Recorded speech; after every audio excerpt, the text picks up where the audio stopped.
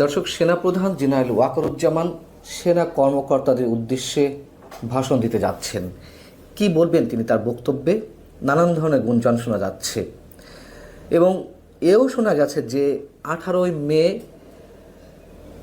মার্কিন charge the affairs বাংলাদেশে নিযুক্ত ভারপ্রাপ্ত রাষ্ট্রদূত ট্রেসি অ্যান জেকবসনের নেতৃত্বে মার্কিন অন্য দুই কূটনীতিক অর্থাৎ 3 সদস্যের একটি প্রতিনিধি দল সেনাপ্রধানের সঙ্গে দেখা করেছেন। তারা শেষবারের মতন, যতটুকু শোনা যাচ্ছে যে শেষবারের মতন তারা চেষ্টা করেছেন সেনাপ্রধানকে বোঝানোর জন্য যাতে রাখাইনের উদ্দেশ্যে জাতিসংঘের প্রস্তাবিত যে তথাকথিত মানবিক করিডোর দেওয়ার প্রস্তাব এসেছে সেটির সম্পর্কে তিনি যেন ইতিবাচক সিদ্ধান্ত নেন। এই 3 প্রতিনিধি দলের মধ্যে কে কে ছিলেন? মার্কিন চার্জ দ্য অ্যাফেয়ার্স বাদে আরও যে দুজন উপস্থিত ছিলেন তাদের একজন হচ্ছেন রাজনৈতিক ও অর্থনৈতিক কাউন্সিলর এরিক গিলান এবং প্রতিরক্ষা অ্যাটাশে লেফটেন্যান্ট কর্নেল মাইকেল ডিমিটিই। কোনো একটি বিশেষ বৈঠকের পর নাকি এই 3 মার্কিন প্রতিনিধি তারা সেনা প্রধানের সঙ্গে দেখা করেন। 20 মে মঙ্গলবার সকাল 9:30টায় সেনা অফিসারদের সাথে গুরুত্বপূর্ণ বৈঠক রয়েছে সেনা প্রধানের। এটি সেনা প্রাঙ্গণে অনুষ্ঠিত হবে সকাল 9:30টায়। যদিও যেটুকু আমি জেনেছি এটি একটি নিয়মিত বৈঠকের অংশ। সেনাপ্রধান নিয়মিতভাবে প্রতি মাসে একবার উচ্চপদস্থ সামরিক কর্মকর্তাদের সঙ্গে তিনি বৈঠক করেন।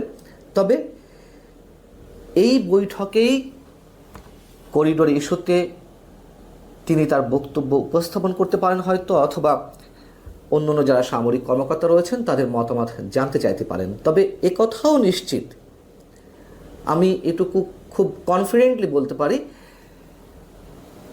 তথাকথিত মানবিক করিডোর ইস্যুতে সেনাপ্রধান একেবারেই বিপক্ষে এবং তার নেতৃত্বে হয়তো হাতে গোনা 2-1 জন বাদে আর সব সেনা সদস্য, সেনা কর্মকর্তা সবাই সেনাপ্রধানের নেতৃত্বে একমত যে দেশের সার্বভৌমত্বের প্রশ্নে এক চুল তারা নড়তে চান না এবং সেনাপ্রধানও ঠিক এ বিষয়ে একেবারেই অটল রয়েছেন এখনও তার সিদ্ধান্তে। 20 মে বা মঙ্গলবার সকালে যে বৈঠকটি অনুষ্ঠিত হবে সেখানে যে চিঠি ইস্যু করা হয়েছে সেখানে নাকি বলা রয়েছে যে কমব্যাট ইউনিফর্ম বা যুদ্ধ পোশাক পরে সেনা কর্মকর্তাদের বৈঠক অনুষ্ঠিত হতে হবে। এটিও অনেকে অতিরঞ্জিত আকারে ছড়াচ্ছেন। আমি যতটুকু জানি যে কমব্যাট ইউনিফর্ম এ ধরনের মিটিংয়ে নিয়মিতভাবে পরিধান করতে হয়, তবে এটিকে আবার অনেকে অন্যভাবে ছড়ানোর চেষ্টা করছে। এখানে আতঙ্কিত হওয়ার কিছু নেই নিঃসন্দেহে। তবে গুরুত্বপূর্ণ কোনো সিদ্ধান্ত আসতে পারে বা এই বিষয়ে গুরুত্বপূর্ণ কোনো বক্তব্য সেনাপ্রধান উপস্থাপন করতে পারেন এরকম শোনা যাচ্ছে। এবং যেটি বলছিলাম যে সেনার সদস্যদের প্রায় সবাই সেনাপ্রধানের নেতৃত্বে একমত এবং একই সঙ্গে নৌবাহিনী প্রধান এবং বিমান বাহিনীর প্রধান তারাও সেনাপ্রধান জেনারেল ওয়াকারুজ্জামানের সঙ্গে সম্পূর্ণ একমত।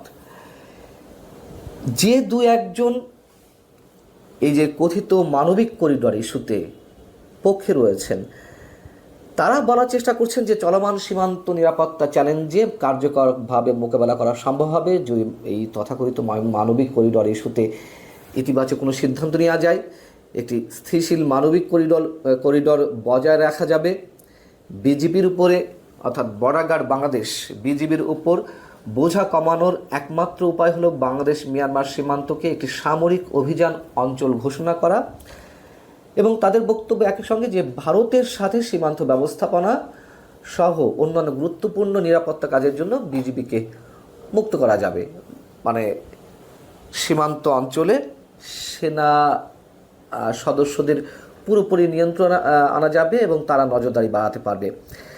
আচ্ছা, বিজিবি কি এখনো পর্যন্ত কোনো আপত্তি জানিয়েছে? না, তারা ক্লান্ত হয়ে গেছে, তারা সীমান্তে পাহারা দিতে পারছে না, তাদের জন্য খুব রিস্কি হয়ে উঠছে, এই ধরনের কথা ছড়ানো হচ্ছে নানানভাবে আমরা শুনতে পাচ্ছি।